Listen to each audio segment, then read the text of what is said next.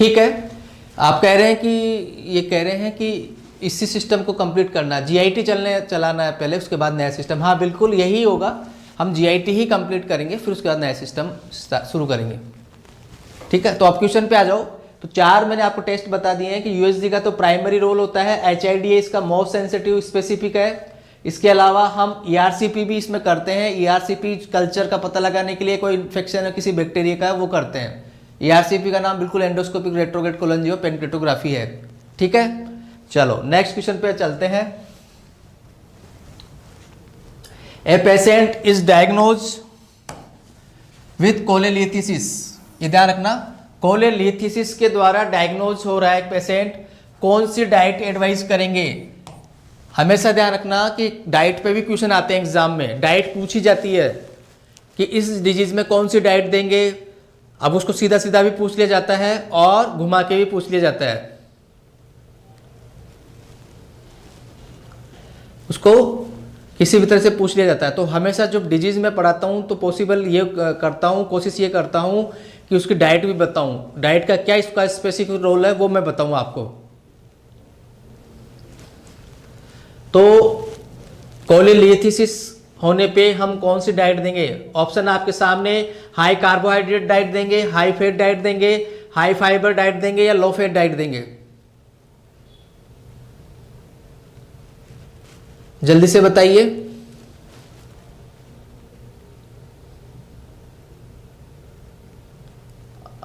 Answer में D C,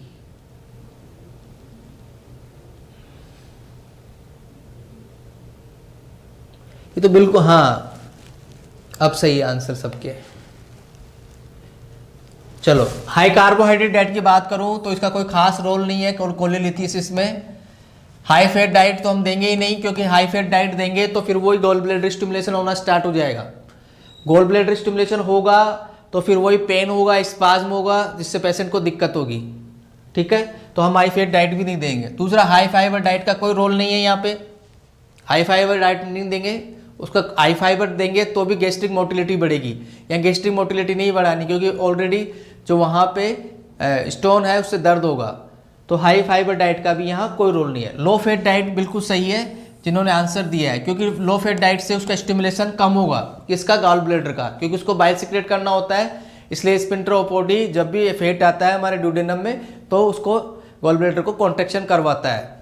तो low fat diet देंगे ना तो उससे उसका कॉन्ट्रैक्शन कम होगा, है ना, स्टिमुलेशन कम होगा, जिससे पेन कम होगा। तो लो फैट डाइट का ये रेशनल है। तो हमेशा ध्यान रखना कि कोलेलिथिसिस में लो फैट डाइट का रोल होता है, तो लो फैट डाइट दी जाती है। ठीक है, तो जिन्होंने भी डी आंसर दिया है वो सही है। नेक्स्ट क्वेश्चन है, थोड़ा सा बड़ा है तो अच्छे से पढ़िए और आंसर दीजिए। A patient is admitted to hospital with diagnosis of cholecystitis from cholelithiasis. ठीक है, कोलेलिथिसिस से उसको कोलेसिस्टाइटिस हुआ है। The patient has severe abdominal pain, nausea and vomiting. Based on these data, which nursing action would have the highest priority for intervention at this time?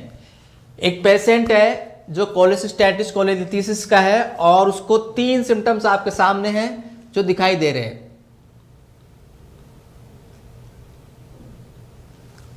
Abdominal pain, nausea and vomiting. ठीक है, तो इस data के आधार पे नीचे जो 4 option दिए गए हैं उसमें नर्स को कौन से ऑप्शन को हाईएस्ट प्रायोरिटी पे रखना है। हाईएस्ट प्रायोरिटी पे कौन सा ऑप्शन रहेगा, 4 ऑप्शन ढंग से पढ़ना है। रिप्लेस न्यूट्रिशन, इन तीनों को ध्यान में रखते हुए पढ़ना है आपको। 3 ऑप्शन आपको है, उसमें ध्यान में रखते हुए पढ़ना है।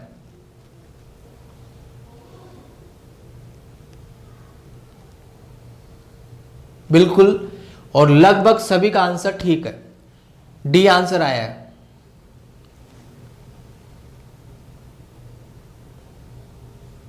बिल्कुल सही है, क्लियर कर देता हूं, डी सही है।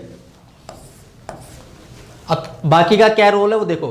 क्यों, कैसे हम इस आंसर पे पहुंचे? आंसर तो मैंने क्लियर कर दिया, डी है, पर यहाँ तक पहुंचने के लिए हमें क्या देखना है वो देखो। मान लो पहला ऑप्शन पे जाते हैं, रिप्लेस न्यूट्रिशनल लॉस। तो न्यूट्रिशनल लॉस क्यों हो रहा है उसका? क्योंकि उसको वोमिटिंग हो रही है, मानते हैं, अगर मान लो वोमिटिंग हो रही है तो न्यूट्रिशनल लॉस हो रहा है। बट वोमिटिंग क्यों हो रही है? पेन की वजह से वोमिटिंग हो रही है। जब इसमें क्या होता है, कोलिलिथिसिस में जब पेन होता है तो पेशेंट को वोमिटिंग स्टार्ट हो जाती है, नोजिया स्टार्ट हो जाती है। तो ये जो हो रहा है वो पेन की वजह से हो रहा है। तो रिप्लेस न्यूट्रिशनल लॉस की बजाय हम मैनेज द पेन करेंगे, ठीक है ना। तो जैसे पेन मैनेज होगा तो वो प्रॉब्लम अपने आप सही हो जाएगी। दूसरा, मैनेज एंजाइटी। वो एंजाइटी का कोई विशेष इसमें है नहीं, क्योंकि पेन हो रहा है उसको, एंजाइटी से इसमें कोई रोल नहीं है। तीसरा है restore fluid loss. Fluid loss, हमें वॉमिटिंग को कंट्रोल करना है, मैं पहले क्लियर कर चुका। तो मैं वॉमिटिंग को कंट्रोल करने के लिए हमें पहले पेन को कंट्रोल करना पड़ेगा, और पेन को कंट्रोल करना है तो आपको दवा देनी पड़ेगी, जिसमें आपको पता है कि कोलिलिथिसिस में हम मेपेरिडीन यूज करते हैं, मॉर्फिन सल्फेट को अवॉइड करते हैं। ये आपको पता होना चाहिए कि मेपेरिडीन इसमें ड्रग्स यूज करते हैं। And avoid morphine sulphate. और मॉर्फिन सल्फेट क्यों अवॉइड करते हैं ये भी आपको पता होना चाहिए, क्योंकि मॉर्फिन जो सल्फेट है वो स्फिंक्टर ऑफ बॉडी में स्पाज्म करता है। हाँ, मेपेरिडीन ड्रग देते हैं इसमें।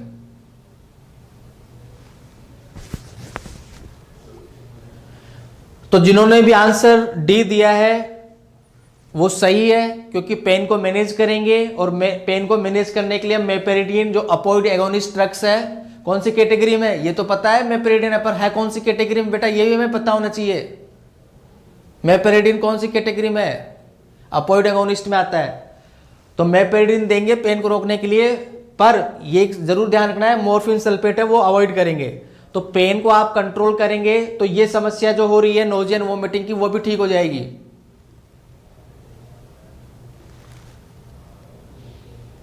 ठीक है, तो आपको ध्यान रखना है कि मैनेज द पेन इसका राइट आंसर है। नेक्स्ट क्वेश्चन आया और जल्दी से आंसर दीजिए।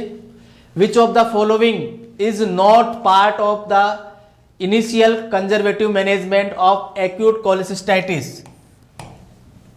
एक्यूट कोलेसिस्टाइटिस का पेशेंट है, तो निम्न में से कंजर्वेटिव मैनेजमेंट का पार्ट कौन सा ऑप्शन नहीं है, ये आपको बताना है। कंजर्वेटिव मैनेजमेंट मैं आपको पहले बता चुका हूं कि कंजर्वेटिव मैनेजमेंट क्या है, उसको ध्यान में रखते हुए इसका आंसर देना है।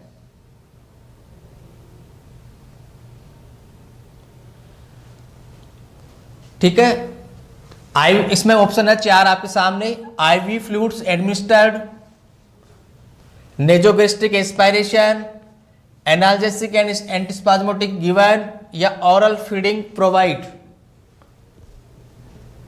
कंजर्वेटिव मैनेजमेंट करना है कोलेसिस्टाइटिस का आपको। अब इनमें से एक ऐसा ऑप्शन है जो कंजर्वेटिव मैनेजमेंट में नहीं आता कोलेसिस्टाइटिस के लिए, तो कौन सा नहीं आता? कंजर्वेटिव मैनेजमेंट वो मैनेजमेंट होता है जो कि सर्जरी के अलावा किया जाता है, जो कि सिम्टोमेटिक ट्रीट करने के लिए किया जाता है, या फिर कोई उसकी लाइफस्टाइल पे ऐसे प्रभाव आ रहे हैं उसको दूर करने के लिए किया जाता है, या लाइफस्टाइल मैनेज करने के लिए किया जाता है, वो कंजर्वेटिव मैनेजमेंट में आता है। सर्जरी अलग होता है, सर्जरी कंजर्वेटिव मैनेजमेंट में नहीं आता। तो हम यहाँ कंजर्वेटिव मैनेजमेंट की बात कर रहे हैं। आंसर ज्यादातर डी आ रहे हैं।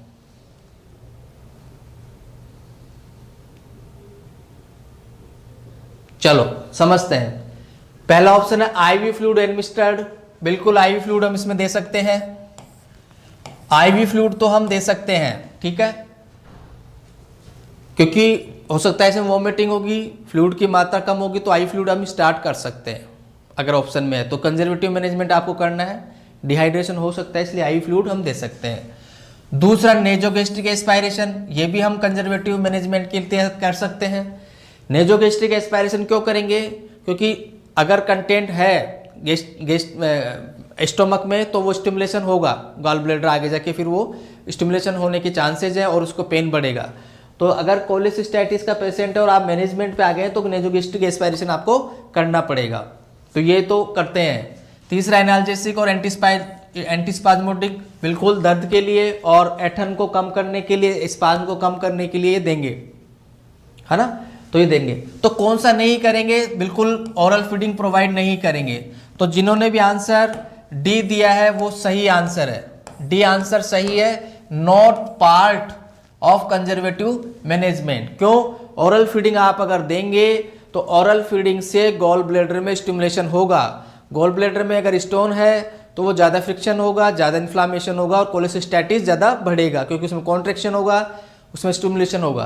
तो हम उसको रोकने के लिए ओरल फीडिंग को अवॉइड करते हैं, ओरल फीडिंग नहीं देते हैं, जबकि इसमें ऑप्शन है ओरल फीडिंग प्रोवाइड। तो ओरल फीडिंग तो हमें देनी ही नहीं है,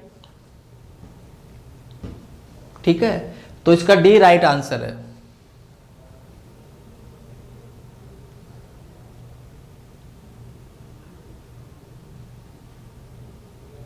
सभी का सही आंसर आ रहा है ना, डी जिन्होंने दिया था लगभग सबने डी दिया था, कोई इसमें दिक्कत नहीं है। नेक्स्ट क्वेश्चन पे चलते हैं। अब आंसर दीजिए जल्दी से। Which of the following is not a goal of conservative management in acute cholecystitis? अब समझना कि वही उसी क्वेश्चन उसी टाइप का है, ऑप्शन अलग है। Which of the following is not a goal of conservative management in acute cholecystitis? Prevention of infection, pain relief, immediate removal of gallbladder, correction of fluid and electrolyte imbalance। ये जो question है वो सिर्फ एक definition बताता है conservative management की। अगर आपको कंजर्वेटिव मैनेजमेंट की डेफिनेशन पता है तो इसका आंसर देने में मुझे लगता नहीं कि ज़्यादा आपको वक्त लगेगा। क्वेश्चन को थोड़ा सही से पढ़ लेना।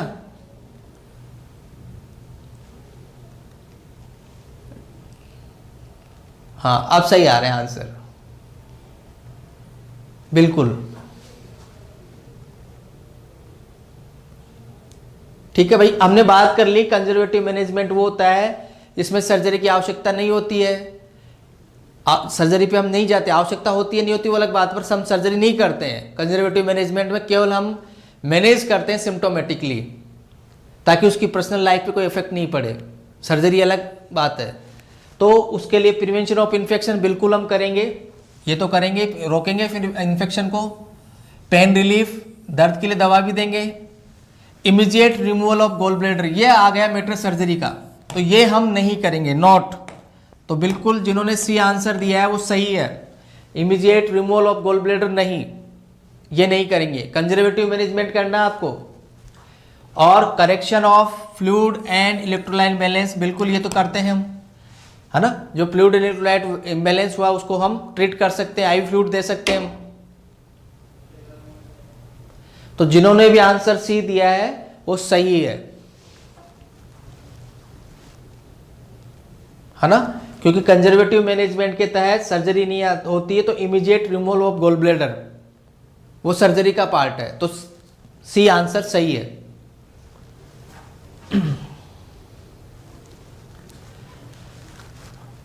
नेक्स्ट क्वेश्चन है और बहुत इंपॉर्टेंट है। Which abdominal incision is use for gall bladder surgery? 4 incision आपके सामने हैं, चारों ही यूज किए जाते हैं अलग अलग डिजीज में, है ना, अलग अलग प्रॉब्लम में। तो आपको बताना है गॉल ब्लैडर की सर्जरी के लिए, गॉल ब्लैडर की सर्जरी के लिए कौन सा इंसिजन यूज करेंगे। ऑप्शन ए है gridiron incision, Kocher incision, Lanz incision, Mercedes Benz incision. कौन सा इंसिजन इसमें यूज करेंगे? आंसर आना शुरू हो गए हैं, जल्दी से बताइए।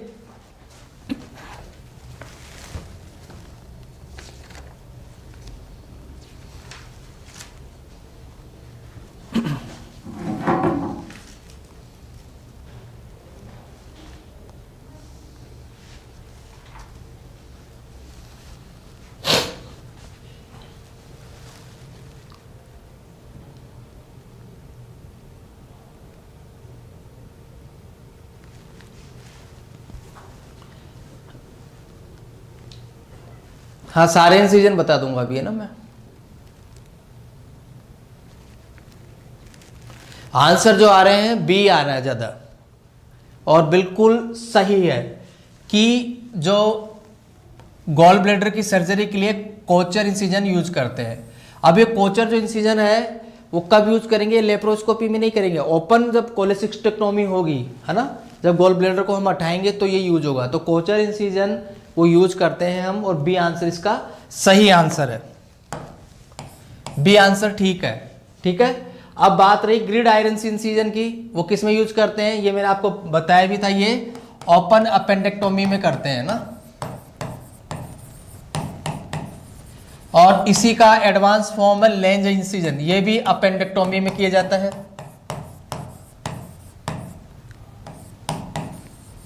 ठीक है, जो ग्रिड आयरन इंसिजन है उसी का एडवांस रूप हो गया लेंज इंसिजन, और ये अपेंडेक्टोमी में किया जाएगा, ओपन अपेंडेक्टोमी करेंगे तब। और ग्रिड आयरन किस में, वो भी अपेंडेक्टोमी में करेंगे।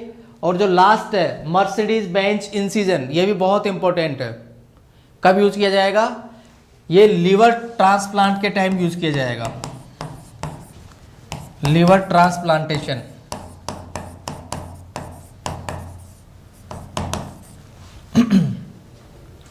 तो लीवर ट्रांसप्लांटेशन के लिए कौन सा यूज किया जाएगा, मर्सिडीज बेंच इंसिजन,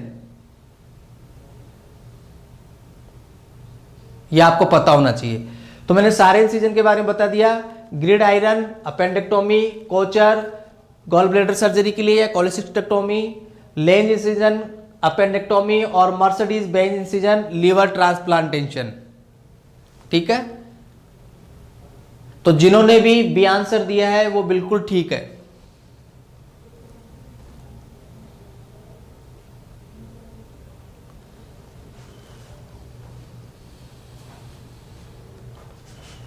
तो ये